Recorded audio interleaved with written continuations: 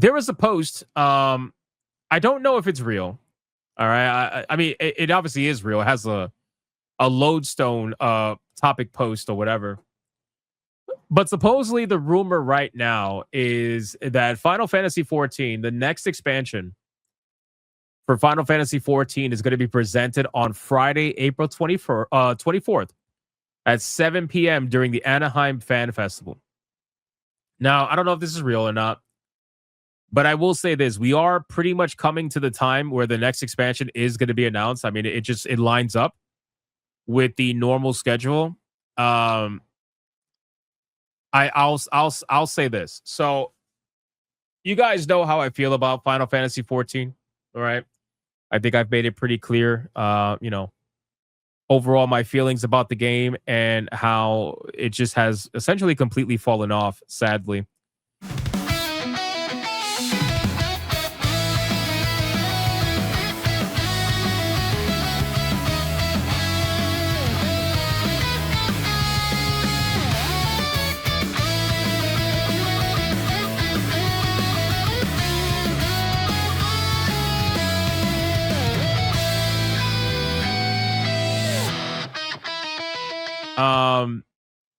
I genuinely believe, and this is me speaking strictly as a Final Fantasy 14 fan. Like I was a big fan of the game.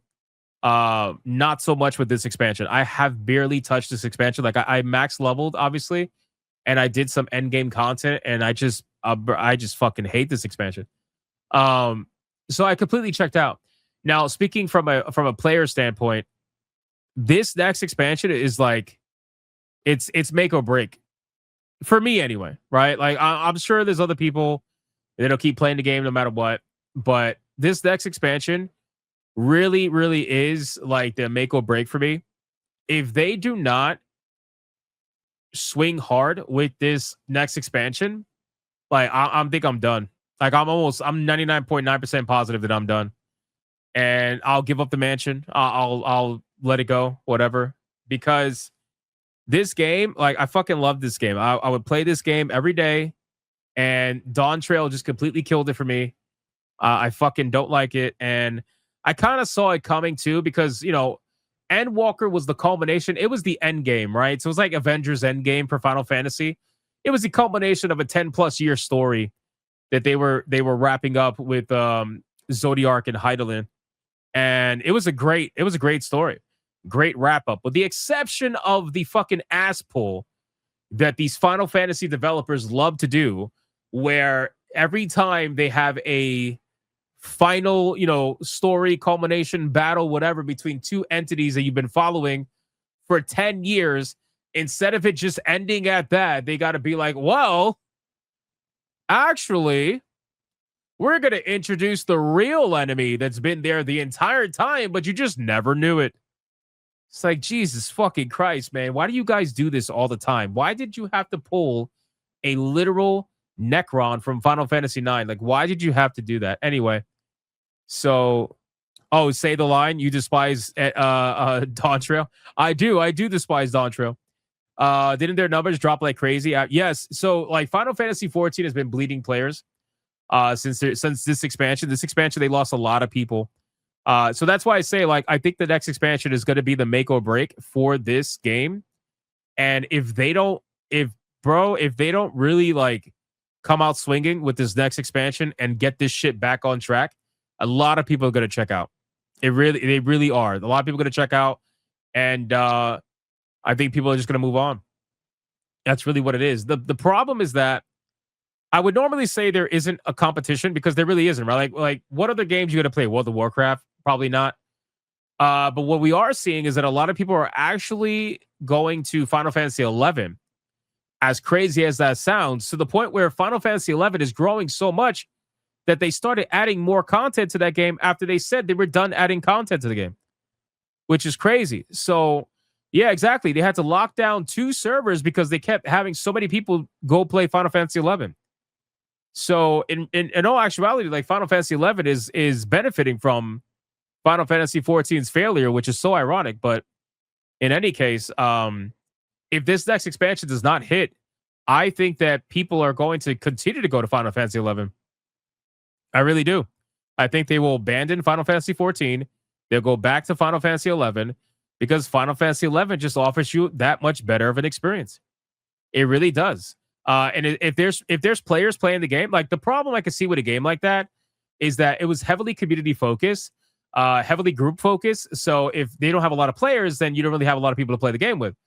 But they're not having a player problem. They're not having any issues with the amount of people that are in there, right? So I don't know. I think that obviously most players will probably just end up quitting in general, but I think Final Fantasy 11 is still going to get even more of a resurgence. You know, Sanguine says I think they should convert 11 and 14 to single player games so that non MMO fans could try to enjoy it. I don't know if they'll. I don't know if they'll do that. I really don't. I think that it's one of those situations where they're going to keep them running for as long as they possibly can, even if they make minimal money. I mean, look how long they kept Final Fantasy 11 running, and it really wasn't making that much money, especially when Final Fantasy 14 came out. But now apparently people are resubscribing to it, right? It's not free to play, right? Like they didn't turn Final Fantasy 11 free to play. It's still subscription based, right? If I'm not mistaken, correct me if I'm wrong, chat. I believe you still have to subscribe to be able to play Final Fantasy 11, right? So in a way, they're kind of keeping the money, just shifting over from one game to another, which is interesting. But regardless, anyway, what I'm trying to say is that I really hope that they turn this shit around. I know a lot of people are waiting with bated breath to see what they're going to do and how they're going to turn the ship around. If they don't turn the ship around, and if they just, I'm telling you, man, I think I'm done. I really do. Did Peeps beat Absolute Virtue legit? Yeah, that happened a long time ago. That happened a long time ago. People, I think it took about 2-3 years for it to get killed legit, but they did do it. Can't you play Final Fantasy 14 without a sub for X amount of base expansions? I don't know. I don't think so. Maybe. What was the secret? What for Absolute Virtue? The secret to killing Absolute Virtue. See, the problem with Absolute Virtue is that the strategy was that you had to counter its 2-hour ability with somebody else's 2-hour ability in the raid, and you had like less than a fucking second to do it. That was the strategy. The problem is that strategy can't be pulled off, at least not back in the day, by American players who were lagging because they were playing on Japanese-only servers. So they had built-in lag that they had to deal with. There was no way they could react fast enough. That's how it was back in the day. I don't know if they changed it. I don't know if they changed the strategy, but you had to counter its 2-hour ability and cancel it with your own 2-hour ability. So if Absolute Virtue casted Mana Font, the Black Mage in your group had to cast Mana Font at the same time. Now it doesn't matter. You can overpower Absolute Virtue. You can Zerg it with high-level characters. None of it matters. But I'm talking like back in the day. That's what the strategy was. That's what they were alluding to with that video that they made. Yeah, that was it. See, the problem is that Absolute Virtue wasn't difficult. Absolute Virtue was only difficult because of the amount of damage that it could do and the amount of healing it could do. Right? So it took forever to get Absolute Virtue to a lower HP. And then once you finally got Absolute Virtue to, let's say, like 15% HP, which took forever, it would cast Benediction. And if you don't cancel out Benediction, it heals to 100%. And then they ended up adding a timer to the boss fight because they didn't want people raiding for multiple days in a row because of all the bad press that they got when Pandemonium took 18 hours to kill. There was news agencies running stories about how kids were vomiting, throwing up and shit from sleep deprivation because they stood awake for 18 to 20 some odd hours in a row trying to kill a boss. So Square Enix added timers to the boss. If you don't kill it after a certain amount of time, they despawn the boss. You know? So that's essentially what happened. Yeah, 18 hours. It took them 18 hours to kill Pandemonium. I remember that shit. It was crazy. I remember all the news videos and everything about it. So crazy shit. But I mean, anyway, regardless, so that's the issue. It was the Benediction. It was the healing to full, because then at that point, the boss despawns, and I mean that's it. You know. So anyway, I really hope 18 hours is type shit. Yeah, I know. So we'll see. We'll see what ends up happening. We're gonna follow this story. Obviously, I will watch this. If this is real, I will definitely watch this April 24th. I will watch this and see what happens. God, it better be good. It better be fucking good, man. I swear to God. Anyway, out of curiosity, let me check something really quick. Don't go anywhere. Hold on. Absolute Virtue boss fight. Let me see. Ha! The first video says the hardest boss in video game history. Absolute Virtue. I kind of want to see that.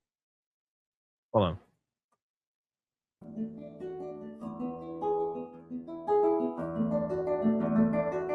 I love this music. One of the most fundamental parts of any video game is its boss encounters. Acting as a manufactured obstacle that would test gamers, bosses have been used as an exclusive group. High notorious monsters such as Circuit would often need an alliance of battle-hardened maximum-level players to take down, and due to the potential spoils and their infrequent spawning times, the right to fight against one would be hotly contested, with rival link shells camping around the spawn locations and competing to be the first to engage. An AMA on Reddit back in 2006, Akihiko Matsui and Yoji Fujito, who were the then producer and director of Final Fantasy XI respectively, shared that when creating Absolute Virtue, they wanted to create the ultimate endgame boss. They had gained an appreciation that there were people amongst the player base who wanted to form up in large groups and tackle challenges that weren't just run-of-the-mill. They wanted to really be challenged, in the realist sense. So the developers worked hard to offer them that challenge, something that could only be overcome when wearing the strongest gear, having methodical preparation, and a solid, ironclad strategy. It was an intriguing goal, and it was a goal that had been explored in many video games before, but within the realm of the MMO, balancing proved to be a very tricky concept when creating this type of encounter. This boss and this was something that players found out when they came face to face with Absolute Virtue for the first time. That in itself took a while though, as Absolute Virtue could only be found hidden deep within the expansion, behind layers upon layers of content that would need to be completed first, as well as punishing drop rates that prevented players from obtaining the necessary trigger items. The final piece of that ever-long puzzle was then obtaining the 4th, 5th, and 6th virtues from the Jailer of Justice, the Jailer of Hope, and the Jailer of Prudence. They could then be traded to a question mark within the L2 region to spawn the Jailer of Love, which at the time was believed to be the conclusion of that particular line of notorious monsters. And that line of thinking stayed for some time, as even though Absolute Virtue could spawn after defeating the Jailer of Love, its spawn rate was quite low, and as so few people even got that far, the first known occurrence of Absolute Virtue appearing was apparently around the 3rd of November of that year, some 7 months after it had been patched into the game. At that time, a link shell which was based on the Pandemonium server and called Order of the Blue Garter was completely unprepared.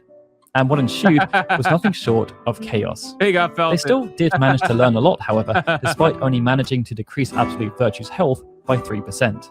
After the discovery of the boss, many other endgame link shells attempted to take down Absolute Virtue, but none of them could even make a dent. And it wouldn't be until March 2006, another 5 months later, and almost a year after it had been patched into the game. Bro, you would see, you guys don't understand, like when people would fight Absolute Virtue, you would see melee swinging at Absolute Virtue, and they will do 0 to 1 damage with every swing. I'm not even kidding. You'll look at the combat log, it'll be like 0 damage, 1 damage, 0 damage, 1 damage. Bro, it's like, oh my God. And then when a black mage would magic burst on the boss, bro, to barely do anything. It's like this guy was fucking retarded. It made no sense. No sense. That some semblance of viable strategy started to form. After fighting for about 2 hours, a link shell called 2 hours on one boss fight, and that's only 2 hours. 2 hours on one boss fight. Limit Break noticed that Absolute Virtue seemed to run out of mana and stopped using its 2-hour abilities. They still could not deal much damage due to Absolute Virtue's insane auto-regen, but they also weren't at too much risk of being defeated either. Oh, that's right. I forgot. Absolute Virtues has auto-regen as well. So he had fucking regen on him. So you're barely doing any damage. And then when you do damage, it was regen to off anyway because he had constant regen. Oh my god, I forgot about that. Yo, this boss was beyond gay. Don't like people don't understand. So they worked on a shift rotation system throughout the night to try and learn as much as they could about Absolute Virtue's attack pattern. They were taking shifts. They were like, okay, look at us. This is the job now. They were literally taking shifts just to learn mechanics with the boss. You would have people come in, people go to sleep. People wake up, people come in, everybody else goes to sleep. This shit was insane. And this is why they put timers on the boss, because once Absolute Virtue got to a point where he would run out of mana, all he would do was melee attack. He really wouldn't do anything. It was literally like job shifts. And how it interacted with the area in which it spawned. The following day, everyone reconvened to try a proper attempt, and they used everything they had learned to drop Absolute Virtue down to 88% health, then 60%, and then 51%. Everything seemed to be going incredibly well until Absolute Virtue landed what was described by a blogger called Toughless as the most famous benediction of all time. I remember this, bro. This was the biggest fuck you in MMORPG history because they all came together. They all came together and they were starting to win. They were like, yes, it's been days. It's been days. We're starting to win. It took forever. We finally got him low. And this motherfucker casted benediction and recovered 46,613 HP. Oh my God. I remember this screenshot. This screenshot was being shared on the Final Fantasy forums, and they were tagging the developers, and they were like, you guys made a broken, like, they were losing it. And for this goes hand in hand, by the way, with the conversations we have every day when people are like, oh, gaming was so positive back in the day. Nobody ever said anything negative.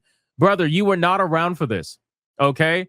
Because if you were around for this, oh my God, the amount of fucking hate that Square Enix got at the time when this happened, bro, imagine a whole bunch of sleepless nerds going on the forums after multiple days of taking shifts to try to figure out how to beat this boss, only for the boss to cast benediction when they finally get it low enough. Bro, they lost their shit. They lost it. Needless to say, they lost it. It was not as pretty. Absolute It was Virtue pretty healed for 46,613 health. Not long after, a full wipe occurred, but Limit Break were undeterred and vowed to continue the fight. Each time, they were able to make some progress until Absolute Virtue used Benediction again to go back to full health, and this cycle repeated over the remainder of what ended up being a 30-hour gaming session. 30 hours! They were on this boss for 30 hours. 30.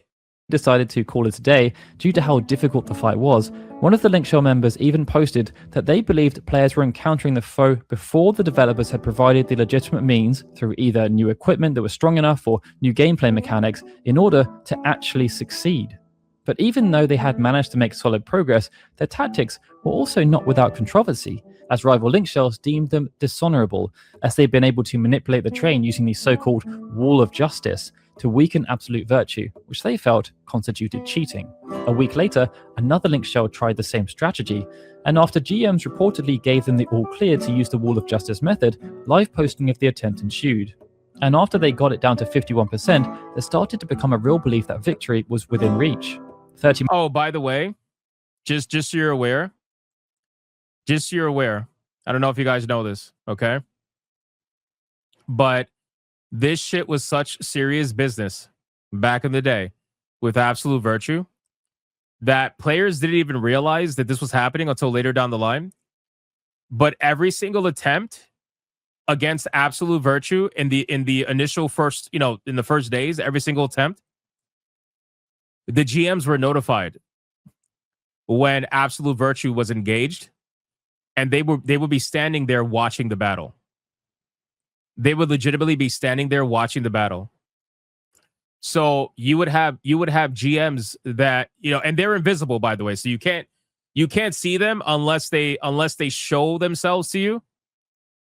But you would have GMs watching the battle go down with players versus Absolute Virtue because they wanted the GMs were there to watch to make sure that they weren't cheating, which is why after they were, like the video said, the link shells were reaching out to the GMs because you could do a ticket.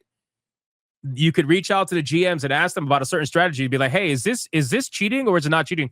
So the GM said, no, you're all good. You can use that strategy. And that's what happened. Like, this was real serious fucking shit.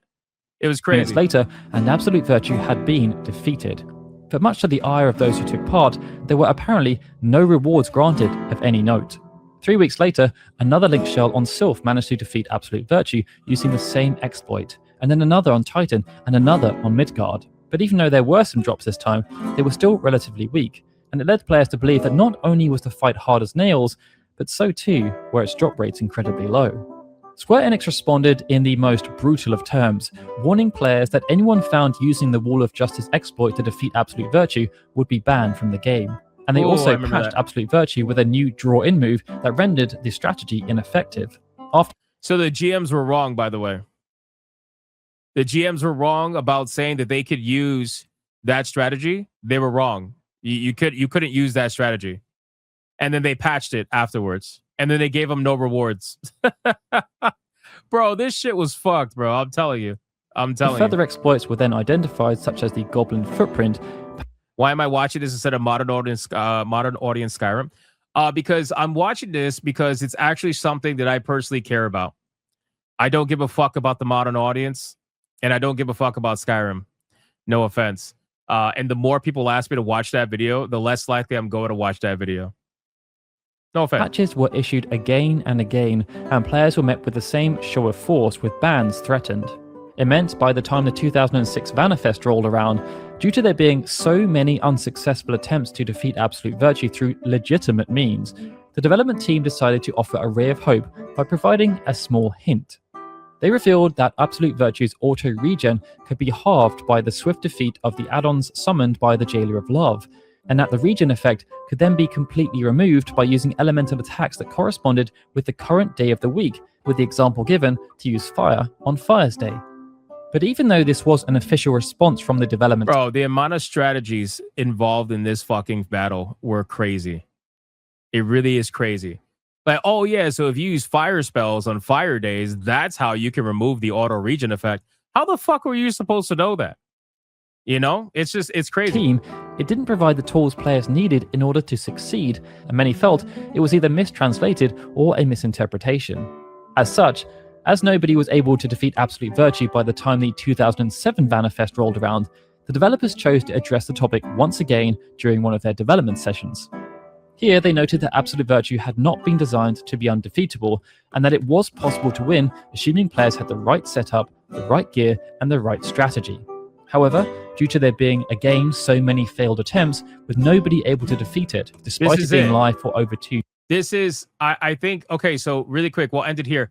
This is the video that Square Enix posted to players to show them how to legitimately beat Absolute Virtue.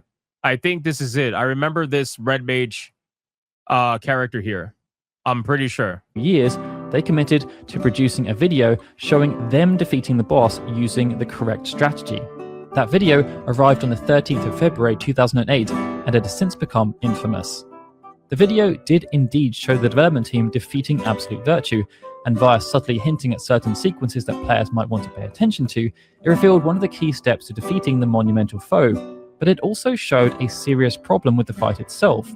For the solution to work, players would need impeccable timing, and it was quickly established that such timing wasn't anywhere near as forgiving within the live server environment due to lag. Exactly. And the primary reason the development team were able to succeed, outside of them being the ones who actually developed the boss and knew its weaknesses, it's because they're not fucking lagging.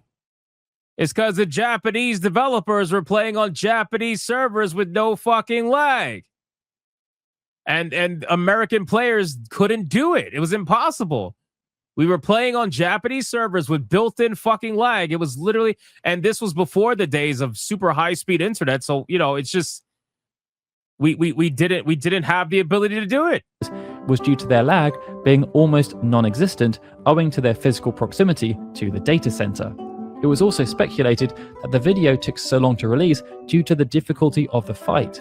Questions were also raised about the party's setup, as it wasn't consistent with messaging that had also been communicated by Mitsutoshi Kondai, who was then a planner working on the game.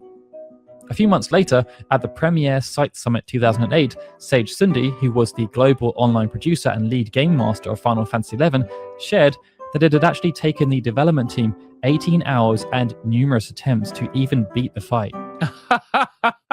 I didn't know that. I didn't know that. I did not know that. It took the developers 18 hours and multiple attempts, bro. And they're the ones who made it. That's actually fucking hilarious. Oh my god. Anyway, so that is Final Fantasy 11 in a nutshell.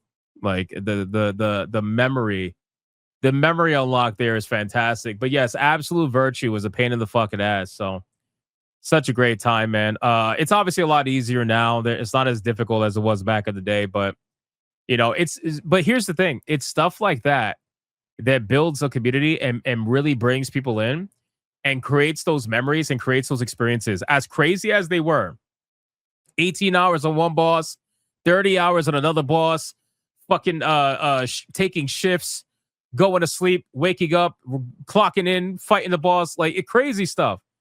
But that's the kind of stuff that really builds community. That's the kind of stuff that really builds experiences. And unfortunately, Final Fantasy 14 really doesn't have that anymore. If it ever did, I really don't feel like it ever did. It's just completely different, you know, compared to what we just saw in this video.